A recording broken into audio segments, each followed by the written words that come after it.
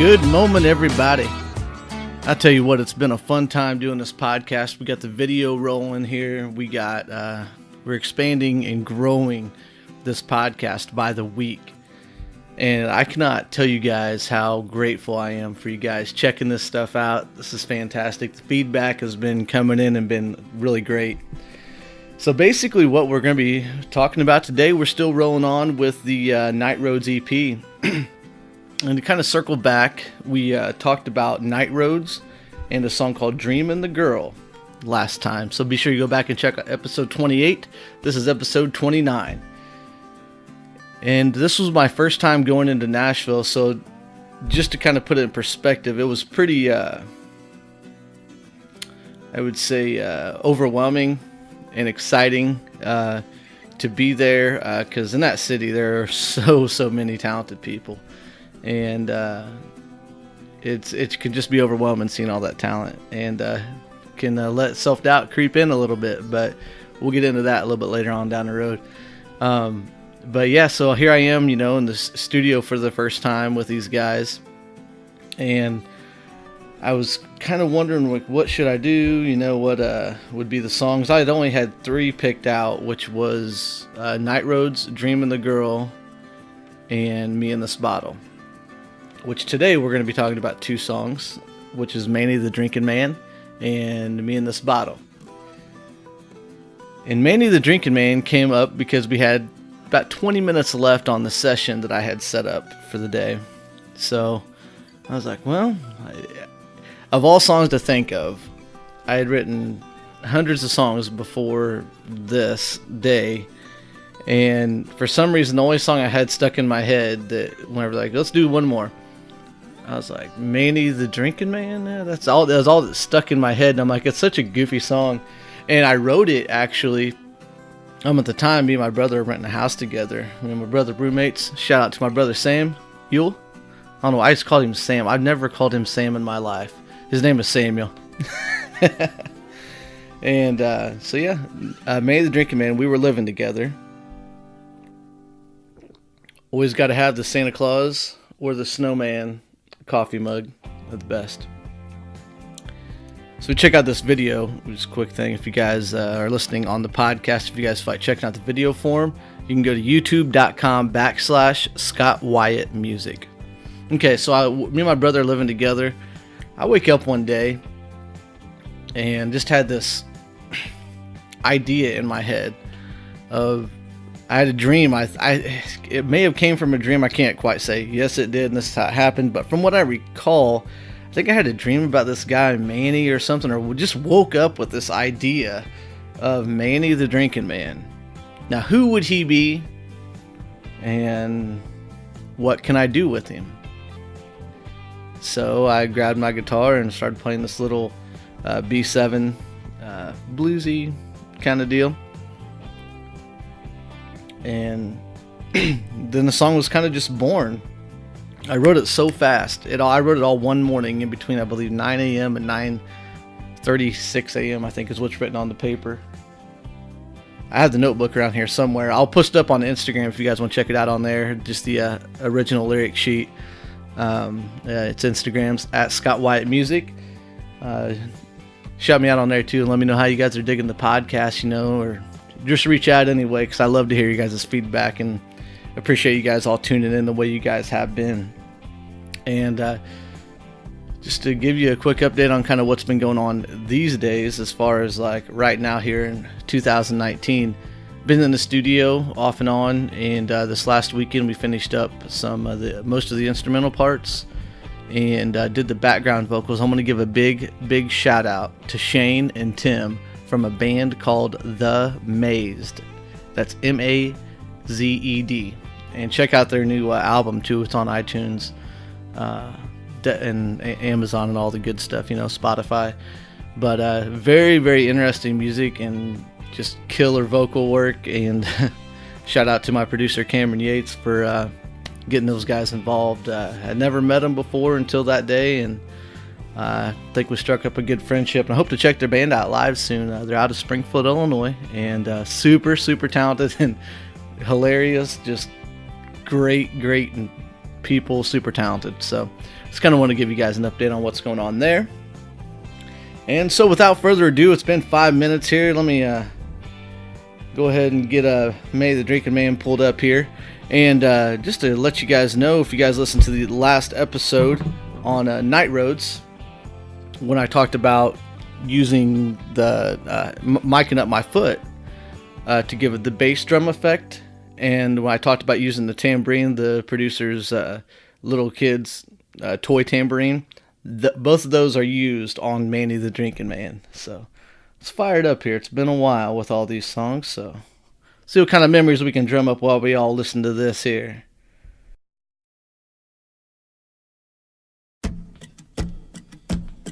Yep. The yep part. Oh my goodness.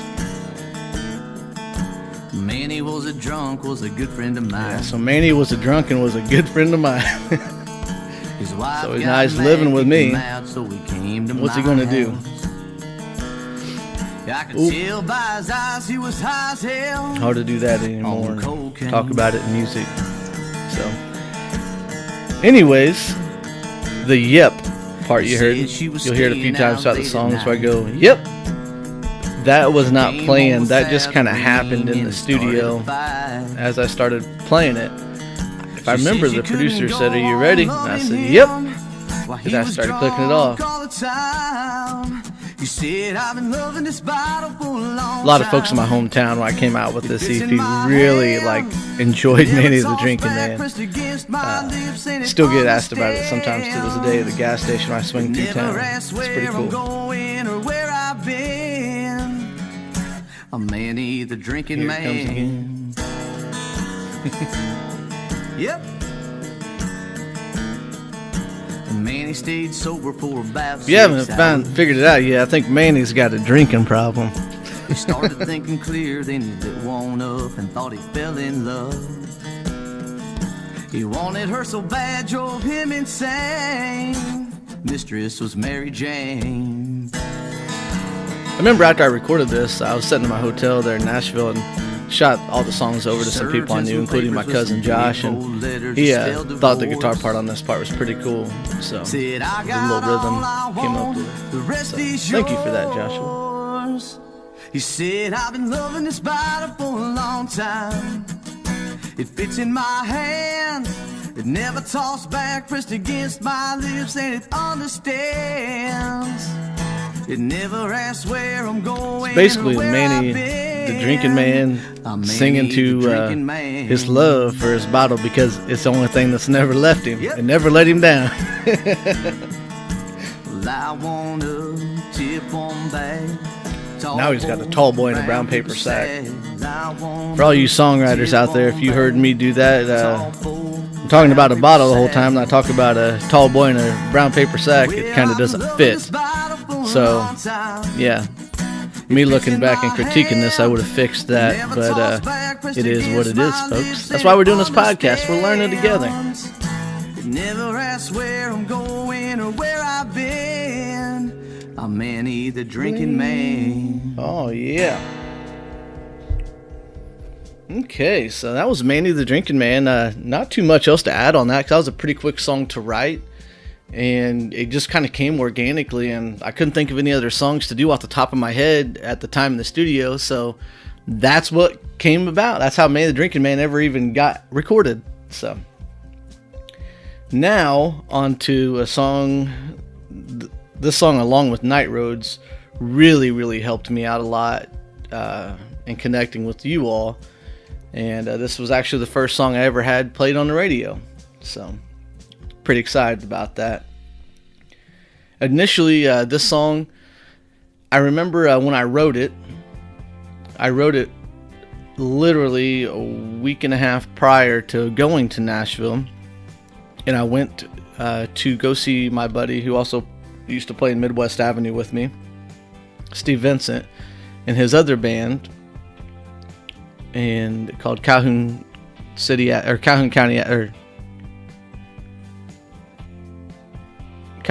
Accident, yeah. And it used to be called Acoustic Cats. That's why I was trying to get it off the top of my head. But yeah, Calhoun County Accident. And so I went to go see those guys play their trio, and they were excellent. Rick Sievers, Wolf Grissom, excellent musicians, and heck of a good group of guys there. And I went and saw them play at one of my all-time favorite places to play. It's tucked way back in the woods, basically, in Calhoun County, in this little town called Hamburg, Illinois. And this place called the Palace, or Boothie's Palace is I think what it's called on the legal front, Boothie's Palace, but we all call it the Palace. Gary Booth, thank you for running that place and hosting many great nights. And so I went and saw them. They were playing like a Sunday or Saturday afternoon show. And during the show, they asked me if I wanted to come up and play a song or two. So I was like, yeah, I got one that I want to try out, just see how it feels. And Me and This Bottle, along with Manny the Drinkin, man, was not supposed... Or yeah, Me and This Bottle was going to be on there, but it was new right before I went. And so I wanted to see how it felt and how people reacted to it. And yeah, so you can actually find that performance. It's up on youtube.com/Scott Wyatt Music, where you can find this video at. If you're listening on the podcast and want to check out the video form, go on there and check it out. And you can scroll back a couple years back and find first time I ever played Me and This Bottle out in Hamburg at the Palace. And so we played it, and I told Steve the chords, and he was on piano at the time, and he was doing all his piano work, and I'm like, this is fantastic. So yeah, I was like, that's kind of what gave me the go ahead to record it. So fast forward to going to Nashville and recording it. We recorded it straight, just acoustic and vocal. That's it, and got the recording back, and it was all great and dandy and stuff. And I think I had posted a like a video of it, like a YouTube with the image I recorded. I posted up on Facebook, basically the song. And this guy who I'd talked to that kind of helped me navigate a couple of things as being a new artist in town and trying just to figure out the landscape. I really suggest anybody that's considering going to Nashville to do as much research and reach out to anybody that you can. Even if they don't reply, at least reach out, because you never know who might reply. And one gentleman that really helped me out a lot early on when I was trying to figure out everything was Sheldon Bebek. He has since passed, which was a shock to everybody. I never got to know like any of his family or friends besides him. But he was a super kind dude. His story was amazing about moving to Nashville. Just a good-hearted dude that did not have to help me out, and probably all the other people that he helped out. He didn't have to do that, you know. I just reached out on a whim to him, kind of got some info on the town and different places and kind of how everything works. And he was gracious enough with his time to just tell me tons of things and really help me out. So I just appreciate that. I can't say it enough. And anyways, he had heard the song and he shot me a message. It had only been up for about a day, and he's like, hey man, this song should have some piano on it, and I'm hearing some steel guitar too. And I was like, yeah? I was like, I'm down for that, because I remember my mind shot back to when I played at Hamburg with Steve on the keys, and I was like, yeah, that'd be perfect. And he's like, why don't you let me lay down the piano parts, and I'll get my buddy Rusty to do the steel guitar. I'm like, okay. So Rusty plays steel. Cool. Who's that? He goes, Rusty Danmeyer, plays the Leanne Rhymes. I'm like, well, okay, so this dude definitely knows his stuff. So I looked up, did some research on Rusty while I'd already sent him the track and they were working on it. And I kind of jumped into Rusty's stuff and listened to some of his stuff, as well as his solo stuff that he had put out up on his website. Excellent stuff. And I was like, wow, this is going to be very interesting to hear these guys on this song. And so, wasn't 2 days later, boom, I had all the tracks back. I sent them to my producer and had him mix and master the whole thing, and that became the song that it is today. So without Sheldon Bebek reaching out the way that he did and helping me the way that he did, and then getting Rusty Danmeyer involved, this song wouldn't be what it is, and probably wouldn't have gotten the radio play that it did, because I think that those keys and the steel guitar, the way they intertwine with each other and just build the song up, the song wouldn't be the same without that. And you can hear the original version if you go on like iTunes or Spotify or whatever. You can check out Me in This Bottle, where it just says Me in This Bottle Acoustic. Listen to that version and listen to the actual version. You'll hear the difference I'm talking about, folks, and how Rusty and Sheldon really just bumped this song up to a whole nother level. So without further ado, let's get on with the song. Here it goes, Me in This Bottle. I remember the first time I listened to it and heard Sheldon's little synth stuff in the background, I was like, okay. And then I was like, oh my gosh, here's a steel guitar. Okay, now this is sounding like a legit deal here. I woke up this morning with my head ringing. I must have had a long night again. It's a never-ending battle running uphill, but I'm fighting. Lyrically, this was probably one of the best songs at the time I had written. If I can let go, I just might win. Listening back on it, I wish I would have done a couple more vocal tracks, but we did this all just live in a couple hours. Like, the whole Night Roads EP was done and recorded within a matter of 2 hours. But typically, songs don't take 2 hours. They take days, weeks, months, and in some cases years, which you'll hear about on down the road with some other stuff. Right here in the chorus, just that yearning steel guitar just cruising through this track just adds so much, man. And thank you, Rusty, if you're listening to this. You are the man, and we're going to be talking soon. I got a track I want to get you on. Then right here at the end of the chorus, then you'll hear it all kind of build up with Sheldon on the keys and synth.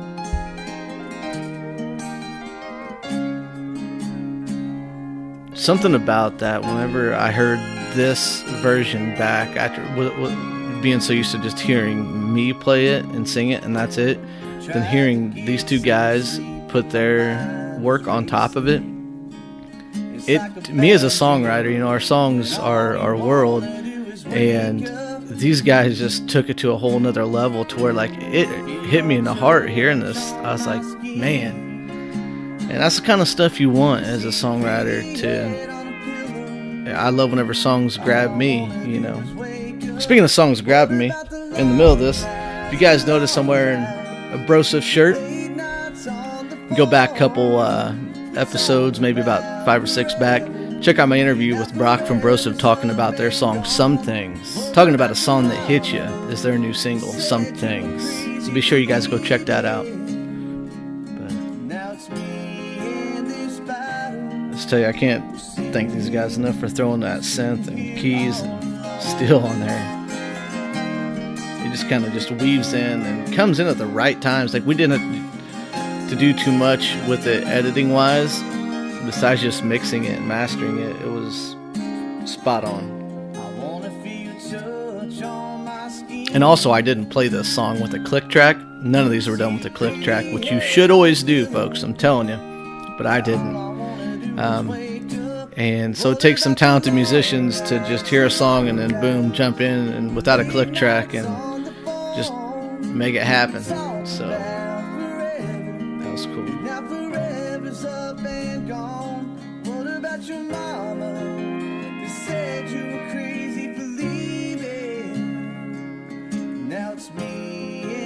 And back at this time, I wasn't completely confident in my vocals.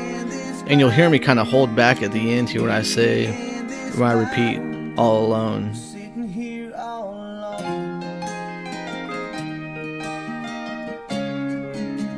Right here. You hear me start to go up and then pull right back because I'm like, this sounds like crap. But we're doing like one takes here, and it's where singing in your car and practicing at home really help build up your confidence. So yeah, that's Me in This Bottle and Manny the Drinkin Man, folks. We're nearing up here on 20 minutes, so I'm gonna close this up and we're gonna just go ahead and end this episode, and we're gonna come back and we're gonna talk about the last two songs. This time, and On a Small Town, if you got the original Night Roads EP, you'll notice On a Small Town isn't there. And I'll get into that story next time. Thank you guys very much. Check me out on Instagram and Twitter, Facebook, YouTube for the video. It's all at Scott Wyatt Music. Or you guys can go check out my website, scottwyattmusic.com. All the links are there.